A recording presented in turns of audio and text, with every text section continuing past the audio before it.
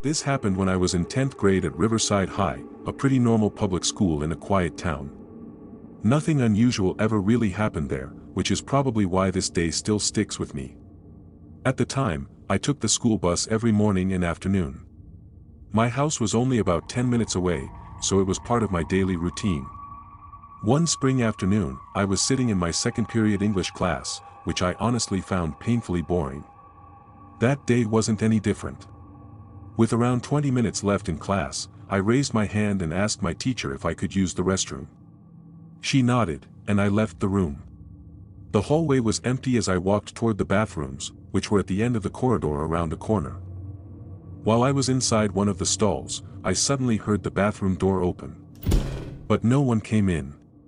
Instead, a voice called out, "Is anyone in here?" That immediately felt strange. It was a multi-stall bathroom, so asking that didn't really make sense. I stayed quiet. After a few seconds, the door closed again, and whoever it was walked away. I assumed it was probably a staff member. I finished up and went to wash my hands when the school intercom suddenly clicked on. A moment later, an announcement came through saying the school was going into lockdown, and that this was not a drill. My stomach dropped. I instantly thought back to the person who had asked if anyone was in the bathroom. That suddenly felt a lot more unsettling. I wasn't sure what I was supposed to do. Stay in the bathroom or go back to class. I decided going back to my classroom was the safest option. I didn't want my teacher wondering where I was.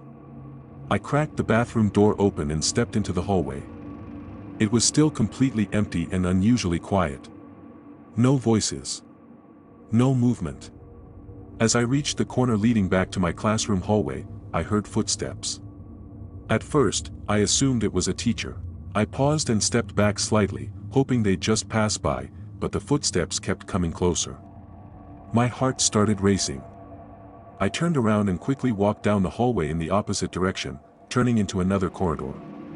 The moment I did, the footsteps sped up. That's when I knew for sure someone was following me. They didn't say anything. I started moving faster, and so did they. Panic set in. This didn't feel like a teacher anymore. I turned another corner, desperately looking for somewhere to hide, and noticed a door that was slightly open. Without thinking, I slipped inside and quietly shut it behind me. The room was dark, the lights were off. It felt like a storage closet, filled with stacked desks, boxes, and random school equipment. I stayed completely still, barely even breathing. The footsteps came closer, then stopped just outside the door. After a moment, they continued past. I felt a rush of relief as the sound faded away down the hall. Everything went silent again. I waited a little longer just to be safe. Then I heard something else. A sound behind me. I turned around just in time to see a man stepping out from behind one of the boxes. I couldn't make out his face in the darkness, only that he was definitely not a student. I bolted. I yanked the door open and sprinted into the hallway without looking back. I ran in the direction the footsteps had gone. And within seconds, I spotted someone ahead. It was a teacher from my school. I recognized him immediately. He looked confused as I ran up to him and told him there was a man hiding in a storage room. He took it seriously right away. We headed toward the main office, where I learned the police had already arrived. Within 20 minutes, they found the man. He had moved and was hiding in one of the bathrooms. He wasn't supposed to be in the school at all, and he was the reason for the lockdown. The footsteps I'd been hearing earlier were just a teacher doing hallway checks. What still messes with me is realizing that I hid in the same room as the intruder without knowing it. Looking back, I should have just gone straight back to class, but in that moment, fear made every decision for me. What still messes with me is realizing that I hid in the same room as the intruder without knowing it. If I had waited even a few seconds longer, I don't know if I would have made it out. That thought stayed with me for a long time. A few weeks later, my parents got a call from the school. The man had a history of breaking into schools during lockdowns. He didn't steal anything. He just hid and waited for students who were alone. What they never told us was why he asked if anyone was in the bathroom that day, and sometimes, when I think about that moment, I realize something that makes my stomach turn. If I had answered him, I probably wouldn't be telling this story.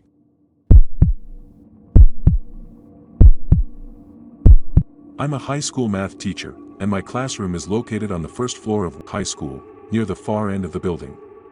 I've taught there for several years, and it's a place I know very well. I've always tried to make my classroom feel inviting. I keep posters on the walls, colorful charts, and little decorations to make the room feel less intimidating.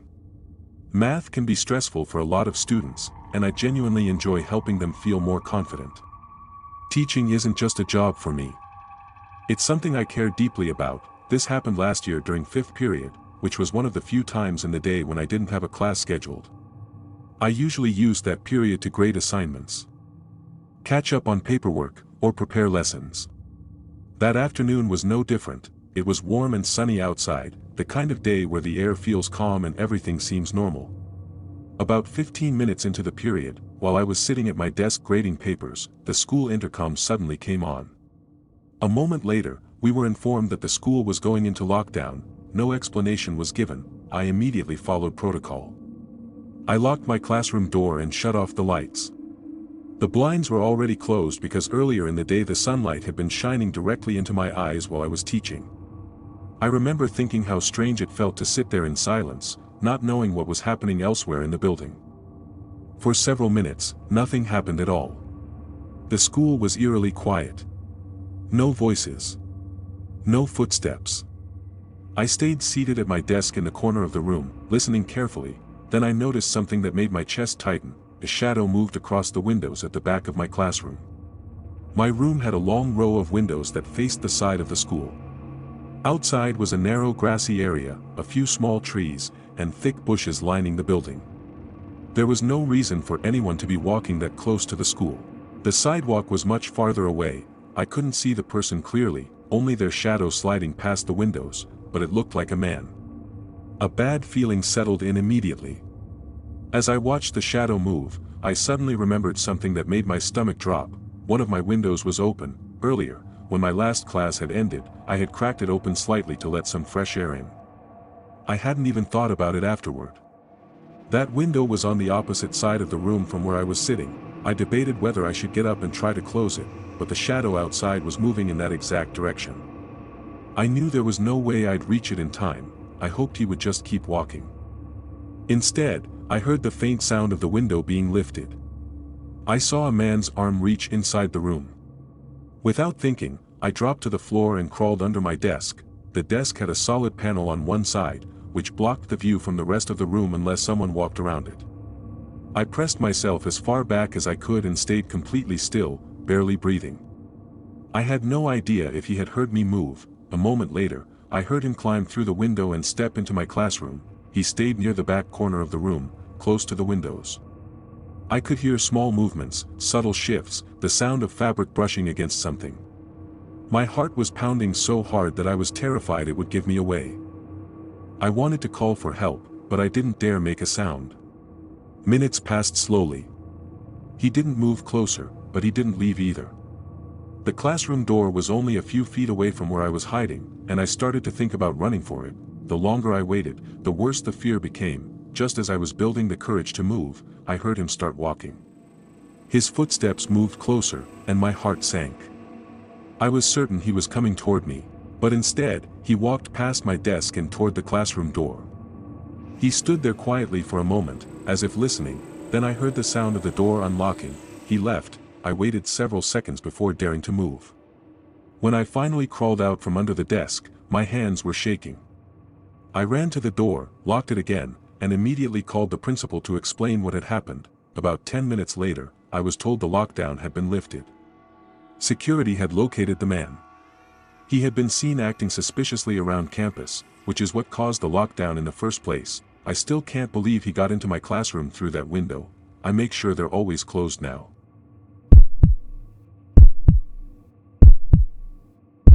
This story happened when I had to attend Saturday school, which was basically a form of detention. I was in high school at the time, and I believe I was a junior. I got assigned Saturday school because I forgot to return several textbooks. We were issued books from the school library for different classes, and near the end of the semester, we were expected to return them on our own. I completely forgot, and one of the books ended up misplaced somewhere in my house. By the time I found it and returned all of the overdue books, it was too late to avoid the punishment. I still had to attend Saturday school. Honestly, it wasn't that bad. It felt a lot like a study hall. All of us were placed in a single classroom, which happened to be a language arts room. The teacher mostly stayed at his desk and made sure everyone followed the rules. Every so often, he would announce the time or answer questions if someone needed help. The teacher overseeing us was Mr. Collins. He was a pretty calm and reasonable guy, nothing intimidating about him. My mom dropped me off at Northview High School just before 8 a.m. Saturday school officially started at 8 and went until noon, but not everyone had to stay the full time. I was only required to stay for 2 hours, so I was supposed to be done by 10. Some students had to write long essays depending on what they did to earn Saturday school. Others just worked on homework or studied quietly. I had to write a short reflection paper about responsibility and returning school materials on time. I also brought along some homework for another class. When I arrived, there were only 4 other students in the room. I recognized 2 of them, but the other 2 were unfamiliar and clearly not in my grade. The 2 I recognized were known troublemakers. They skipped classes often and were always getting into some kind of issue. I felt a bit out of place because I was usually a well-behaved student. At exactly 8 a.m., Mr. Collins closed the classroom door and spoke to us briefly before sitting down at his computer. I started writing my paper and finished it fairly quickly. After that, I worked on my homework, which I finished around 9:30 a.m. I grabbed a book from the shelf in the back of the room and started reading. Not long after I began reading, Mr. Collins stood up and said he was going to use the restroom. He joked about trusting us to behave while he was gone, then left the room. About a minute later, one of the students also got up and left. I wasn't sure where he was going, but I didn't think much of it. I kept reading. About 5 minutes later, the school intercom suddenly came on and announced that the school was going into lockdown. That immediately felt strange. It was a Saturday, and hardly anyone was even in the building. We had no idea why there would be a lockdown. Only one entrance was unlocked on weekends. From drills, we knew what we were supposed to do. The door needed to be closed and locked, the lights turned off, and we were supposed to stay low and quiet. The problem was that our teacher wasn't there. We all looked at each other, unsure what to do. Someone finally suggested that we close the door ourselves. I walked over and shut it, then locked it. Another student turned off the lights. We quietly talked among ourselves, trying to figure out what was happening. If Mr. Collins came back, we assumed he'd have keys. The hallway stayed quiet, but that didn't mean the danger wasn't somewhere else in the building. A few minutes passed without anything happening, then someone tried to open the door. Thinking it might be our teacher, I stood up and walked over.